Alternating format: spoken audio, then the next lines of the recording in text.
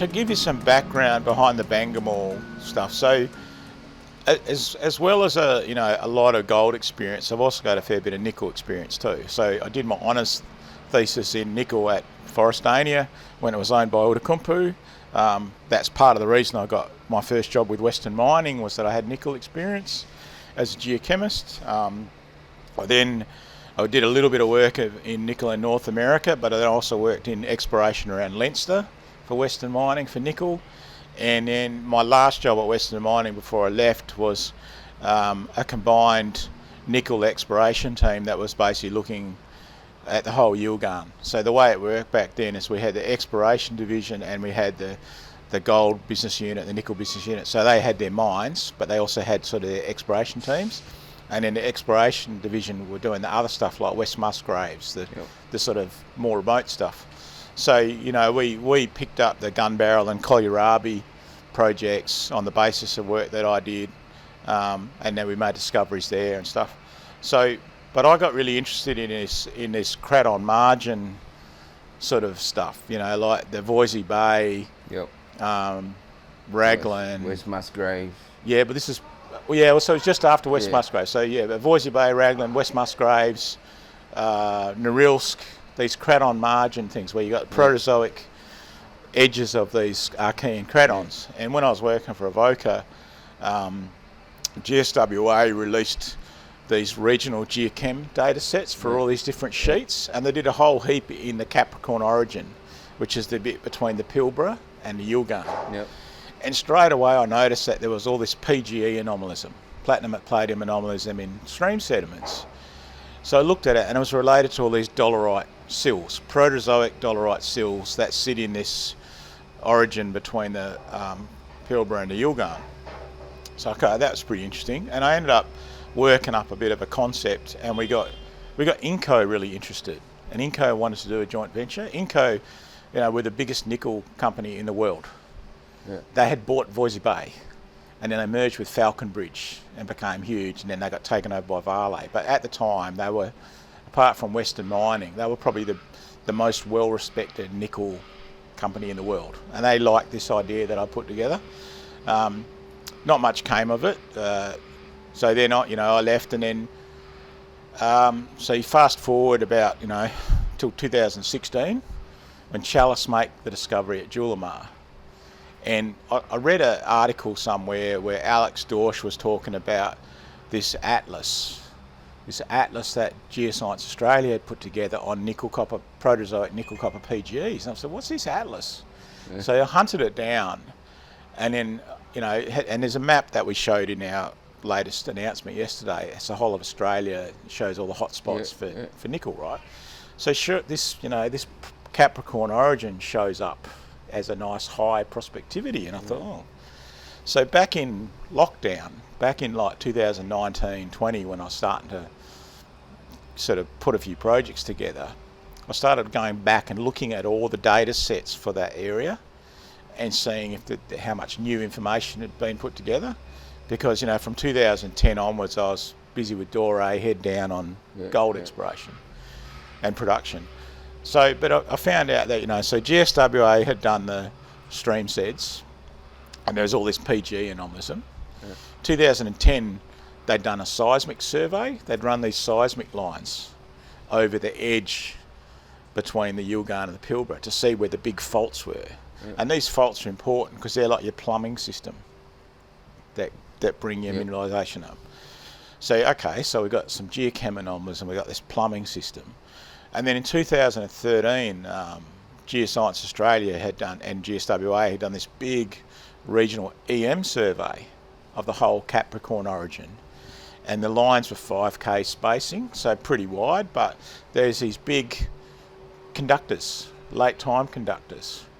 So you had rocks, plumbing system, geochem, and now you've got conductors. I thought, okay, this is sort of all starting to come together a bit.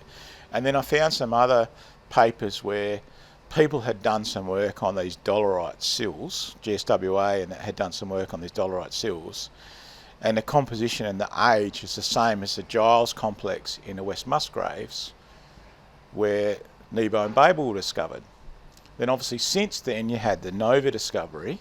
So again, Craton margin, Proterozoic, and then Chalice here, and Caspian and these other guys. So I basically started like pulling all those data sets together and making like a bit of a treasure map, and sort of giving scores for different things, and if it's near the fault, this has it got a geochem anomaly, has it got the dolerite, is there a conductor, and building up areas that I thought were pretty interesting. So that's how it all came about. So I ended up pegging 4 or 5 exploration licenses that went into Miramar, and then pretty much as soon as I did that, First Quantum appeared on the scene, and they pegged some ground right next to us. I'm like, oh, okay, so this is validating the idea. And then Dreadnought appear on the scene and pick up this ground, and now they're getting, Ni-Cu-PGE hits. So it was all sort of validating the concept that, it's Proterozoic margin, it's got all these ingredients. So the thing is, when we listed, most of them were applications. I actually picked up another application, and that got granted before all the rest of them. So it got granted before all the first ones, right? So that's at Mount Vernon. So Mount Vernon was the last one we pegged, and it was the first one that got granted. So we said, right, this is a big target. It's like a double EL, 140 blocks. Yeah. So, and what we had there, we had, some regional geology, the regional EM conductors. There's some historic soil sampling that CRA did back in the 90s that's got platinum palladium anomalies over like 10 k's a strike sitting next to these dolerite sills. And IGO had a quick look at it back in, 16 or 17 or something. But said that the best way to just kind of quickly focus down in this area is to do an EM survey. Get a helicopter out there, do a quick EM survey. That might give you some bullseyes straight away. Yeah. So we planned that middle of last year, but we had to negotiate with the pastoralist out there. So he didn't want us doing it at a certain time of the year. So we basically had to wait, and that's why we only just did it now in January. Yep. And straight away, the prelim data, I don't know, how much people know about EM, but when you do EM, electromagnetics, you have channels. And the channels are a certain time. So what happens is, they send a pulse of magnetic radiation down, and then it comes back, and it comes back in like segments over time. So we always talk about late time, because the late time channels are the ones that penetrate deeper into the ground. And if there's any sulfides or anything in the ground, it's the late time channels that give you the response. So whenever you're looking at announcements on EM, people always talk about late time, and it'd be like channel 30 or channel 40 or channel 45 or channel 49. So straight away we do this, we get all these late time anomalies. I think it's 13 late time anomalies. The lines are, the EM flight lines are 400 metres apart, but we're getting anomalies that are like 500 metres to 1.5 km. And they're sitting sort of on the edges of these dolerite sills. It's exactly what you want to see. So would the late time, the lateness of the time be affected by the amount of sulfides, or it's just the depth? It's more the depth and the fact that they're present. They're present. Yeah. They're present or absent. You can't say too much about how much or how conductive or whatever from that. It's like a first pass thing, right? To help you focus in. But straight away we've taken this huge land position now, and we've got about 13 of these things that we can go, right, okay, now we can focus in on these things.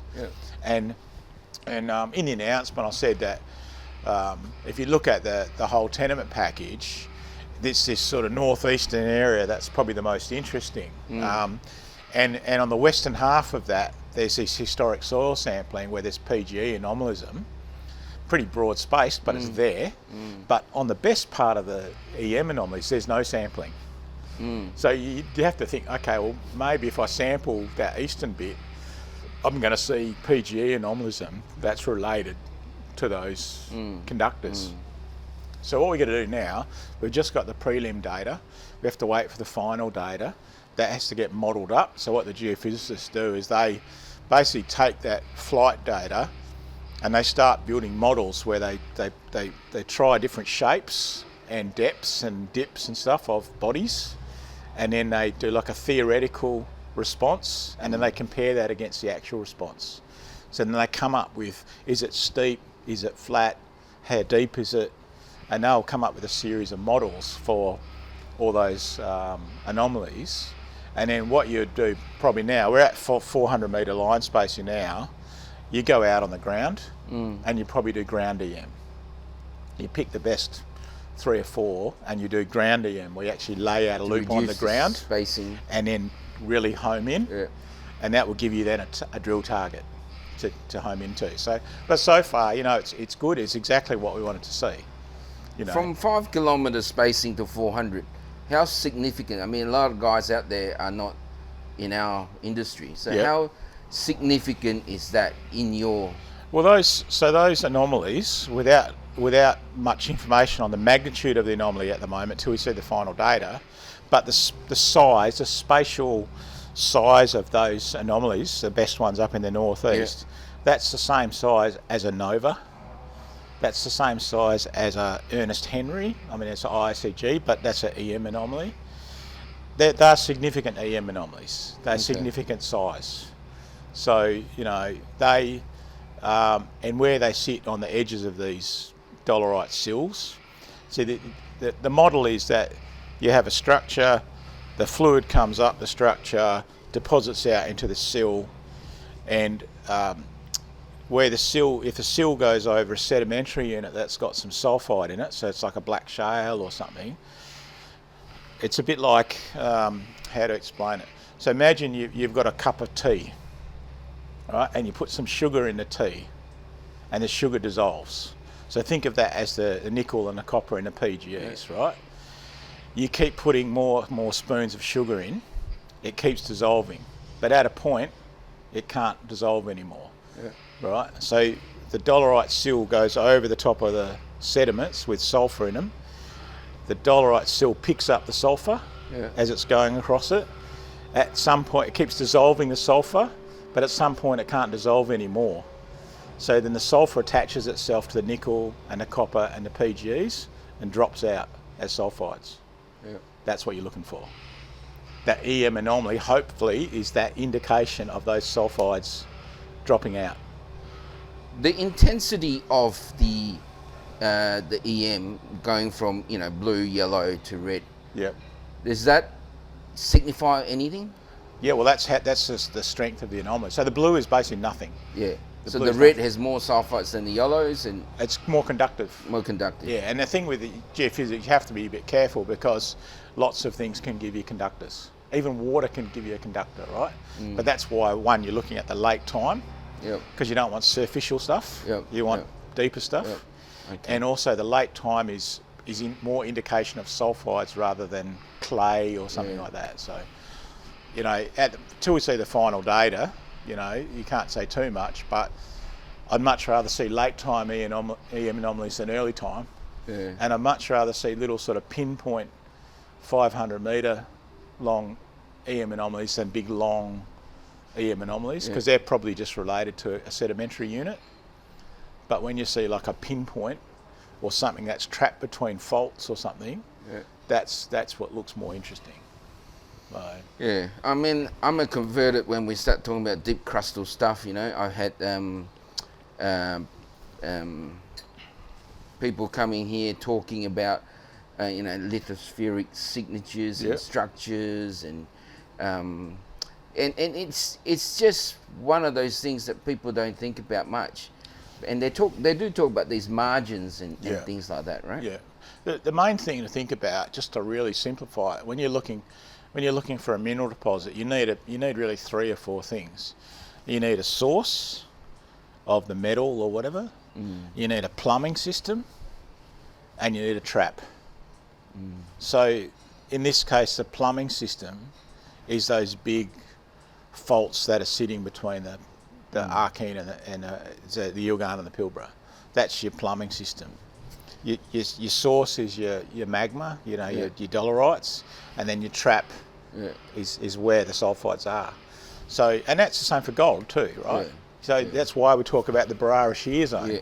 The Barara shear zone is your plumbing system, right? And then normally with gold, the geology is the trap, because the fluid comes up and then finds a bit of geology it likes or a little jog it likes, and then it drops out.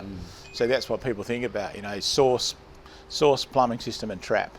That's what you're looking for. So because we had John Ronsky coming talking about how during that time, I mean, you mentioned Norilsk and all this, that they started rethinking about how they should be chasing this giant or these deposits. And they came to a conclusion exactly what you've just described about the margins, that where the deep-seated sort of crustal structures are, and a stroke of luck. And if you go back to John's talk where he talks about the discovery of West Musgraves, there's a target map that shows WA, and it shows the margins. That's right. And one of those targets is Bangemall. But they decided to go to the West Musgraves because with Marbo and everything, that whole area, it opened up. That's but right. one of the other targets is the Bangemall. He had 3, I think, if I remember. And Onslow as well, actually. They had Bangemall, West Musgraves, and Fraser. Fraser. Yeah. They've got the Bangemall, and there's actually a target at Onslow as well, which we can talk about whale shark in a minute. But there was a target at Onslow because it was on this margin as well. So